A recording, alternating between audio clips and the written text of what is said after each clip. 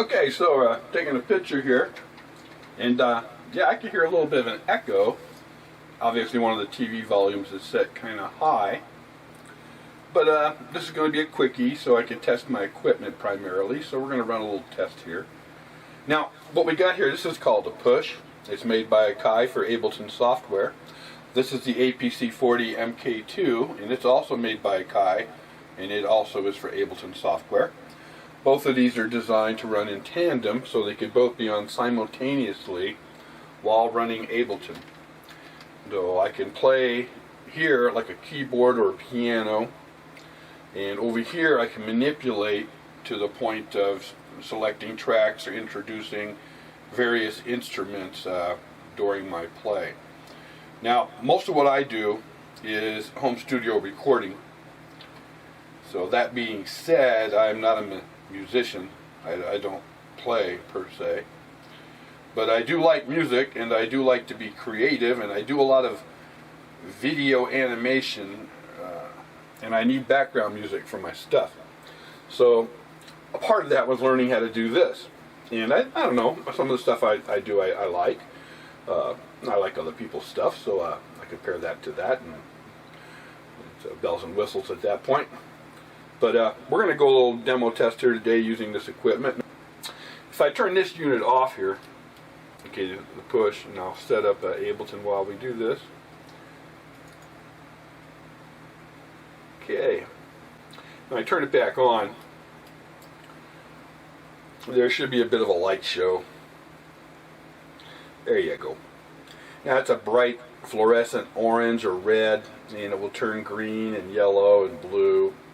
And each of those colors denotes a selection on my Ableton software, so I can know what instruments are what colors and select them according to color key rather than their name or label. And that makes it a little quicker for response if you know and you practice and you know what those instruments are and where they're at. So it does look very candy, very, very colorful, very candy. It's kind of cool. But once we turn on the power unit, it sends power to the USB port. It will go into this mode here, which is the play mode. And it's not so much about eye candy as it is practicality. Now, we do have Ableton set up on the right, and we do have a TV over here. And as you can see, there's kind of a reflection of my push up inside there. I kind of think that's kind of different. Don't know if it's going to come out in the recording or not. Must be a reflection off of the monitor. So, okay, we're going to go ahead and load a tune using Ableton here. We're going to go up here to the file and open reset. And this is called Stretch. And I put this together about a week ago. Excuse me for just a second while Stretch loads there. Need to check the laundry in the back. One of the advantages of having this studio in the basement is I get to do the laundry down here. And when you're doing recording, it's like, okay, do I really need the washing machine going and the dryer? So it's, I have to close all these doors and seal the unit. Okay, I'm back. Let's see what we got here. It looks like we're set up for a drum, and we obviously are.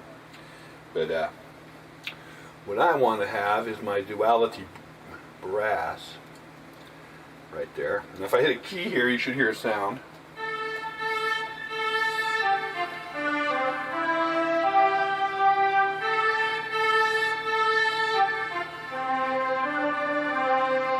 Now these are pressure sensitive keys on this, so if you hit them hard, and if you hit them soft, so you get a louder response. Now everything is preset, so I could play right away if I wanted to, but if you're actually going to do some recording, you want to adjust all your sliders so that they're 0, so that you don't have a problem. Now this is your master volume. I'll move it up and down here. This is my master volume. And these are my instruments, and so my drum rack. So I'm going to slide them all down so you can hear what's going to happen here. Except for that one, we got to have the master up. And we'll start it. So I'll just click on play. And this is what you would hear. This is the drum, so it's going to go through the drum thing, pattern.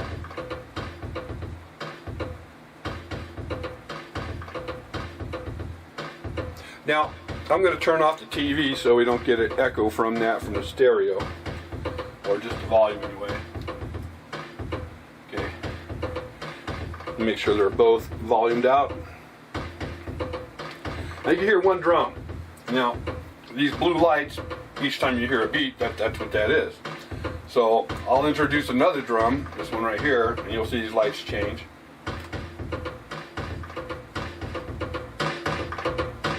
It just added another drum to that. So we'll go ahead and add a third one.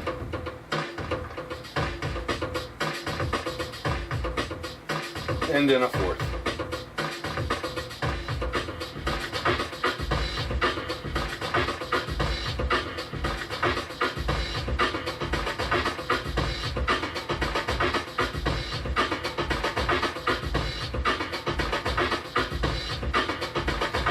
Now, I could add my duality brass key here, and we'll bring the volume up on it. I haven't tested the volume in comparison to the drums yet, so I'll have to do that and set it up here.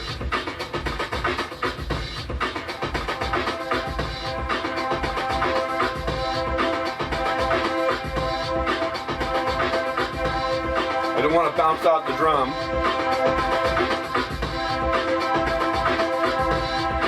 So that should be about that. Now I'm going to punch on another stereo here and give us some really good effect. I'll be able to drop now. Not doing too much effect. Now,